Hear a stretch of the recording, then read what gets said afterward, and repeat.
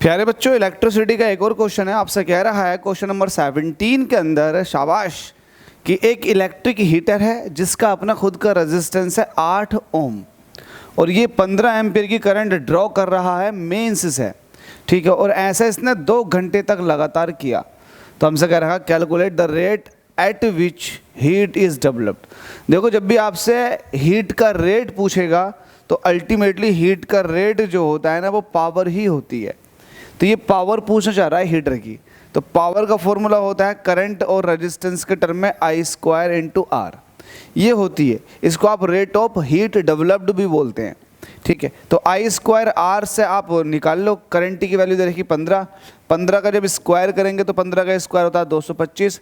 Resistance की value दे रखी 8, 25 अट्ठे 200 और 8 दूनी 1600। 1600 और 200 कितने हो गए? 1800।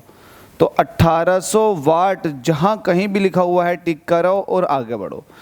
बहुत सारे बच्चे इसमें ये गलती कर सकते हैं कि वो 2 घंटे से भी डिवाइड करके इसको ना एक्चुअल में कुछ और ही बनाना चाहेंगे, लेकिन मैं ये चाहूँगा कि आप ऐसा ना करें। आप 2 घंटे से डिवाइड नहीं करोगे, मल्टीप्लाई करोगे ताकि आप हीट निकालो, तो आप हीट निकाल दोगे। आपसे हीट नहीं पूछा, वो आपसे ये पूछा कि rate of dissipation of heat. जब भी आपसे वो पूछे तो वो ये होता है। तो अल्टीमेटली आपसे पावर पूछी गई है, तो पावर बता दो, आपका आंसर आ जाएगा। होप सो समझ में आ गया होगा।